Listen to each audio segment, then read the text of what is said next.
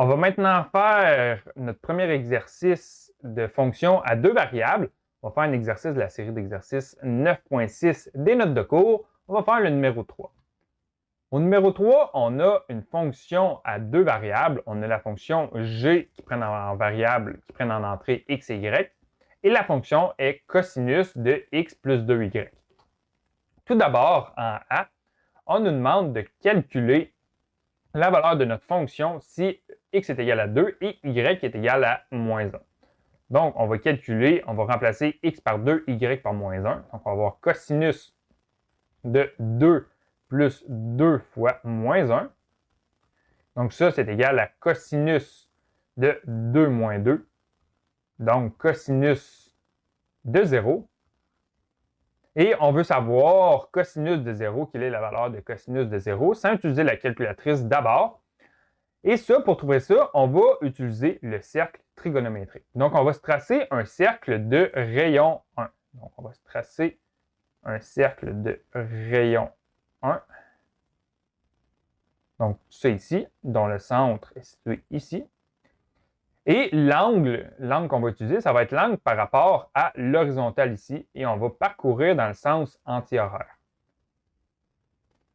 Donc, supposons qu'on a un triangle ici, on a l'angle. Et cosinus, et ici, en fait, on a un rayon 1. Et cosinus, ça va correspondre aux coordonnées en x de notre position. Donc, puisque grâce à SOHCAHTOA, on sait que cosinus, c'est le côté adjacent et sinus, c'est le côté opposé. Donc ici, la coordonnée en y, ça va être égal à sinus de l'angle. Et la coordonnée en y, la coordonnée en x, ça va être égal à cosinus de l'angle. Donc, en ce moment, on a un angle de 0. Donc, on est situé exactement à l'horizontale.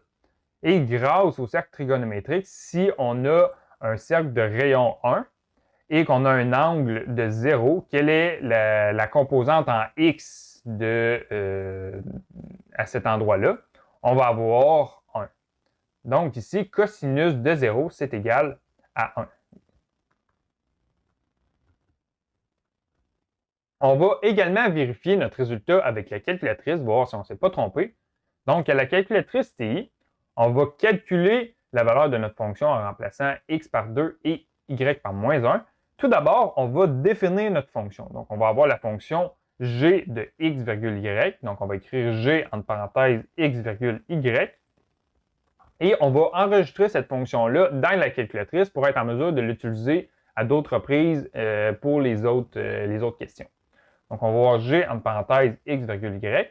Et pour définir cette fonction-là dans la calculatrice, pour l'enregistrer, on doit faire le symbole 2 points égal ici, qui est situé au-dessus de cette touche-là ici. Donc, on va faire CTRL et on va appuyer sur cette touche-là.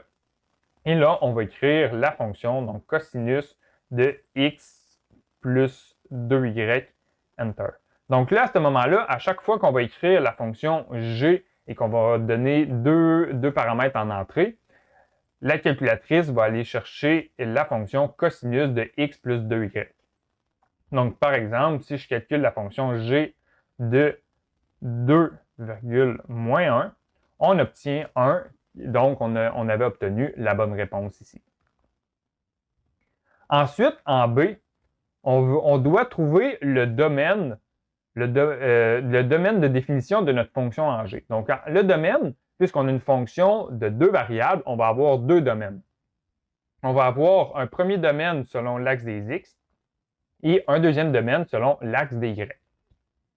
Donc, tout d'abord, on va calculer le domaine à la calculatrice et ensuite, on va vérifier notre résultat de manière graphique.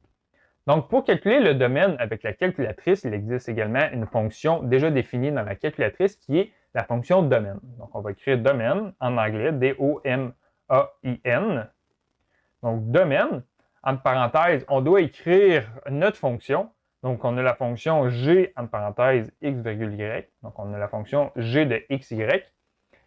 Et puisqu'on a une fonction à deux variables, on doit indiquer à la calculatrice selon quelle variable on cherche le domaine. Donc, on va faire virgule x, puisqu'on cherche d'abord le domaine selon x. Et ça nous dit que x peut être situé entre moins l'infini et plus l'infini. Donc, en d'autres mots, le domaine appartient au réel. De moins l'infini à plus l'infini, ce sont tous les nombres réels. Donc, x peut appartenir à n'importe quel réel. Ensuite, pour le domaine en y, on va recalculer le domaine, mais cette fois-ci selon la variable y. Donc, on va réécrire notre fonction. Donc, au lieu de tout réécrire, grâce à la flèche du haut, on va aller rechercher notre calcul ici. Ensuite, on va faire Enter. Et quand on fait Enter, lorsqu'on est sur un calcul, ça fait copier-coller sur notre ligne de calcul. Et là, grâce aux flèches, on va remplacer x par y. Et on trouve également que y appartient au réel. Donc, y appartient également au réel. Donc, ça, c'est pour le domaine. On va vérifier notre résultat de manière graphique. Donc, on peut tracer un graphique en 3 dimensions avec la calculatrice TI. Mais pour la présentation, je vais utiliser GeoGebra. Ça va être plus facile à voir. Donc, GeoGebra, c'est un site gratuit en ligne. Donc, je vais écrire ma fonction cosinus de x plus 2y. Enter. Et comme on voit ici, ça nous donne l'équation d'une surface en 3 dimensions. Donc, on a une surface dans notre espace. Et si on se met selon un axe précis, on s'aperçoit que l'image de notre fonction, donc l'image, ce sont toutes les valeurs en z que notre fonction peut prendre. L'image est entre moins 1 et 1, puisque l'image de cosinus, toutes les valeurs de cosinus sont situées entre moins 1 et 1. Et en ce qui concerne le domaine, on a un axe des x ici et on a un axe des y ici. Et l'axe en bleu, c'est notre axe vertical, c'est notre axe des z. Pour n'importe quelle valeur de x, pour n'importe quelle valeur de y, notre fonction est définie. Évidemment, le graphique a été délimité pour des raisons d'affichage, pour la rapidité d'affichage, mais pour n'importe quelle valeur de x et de y, la fonction, elle existe.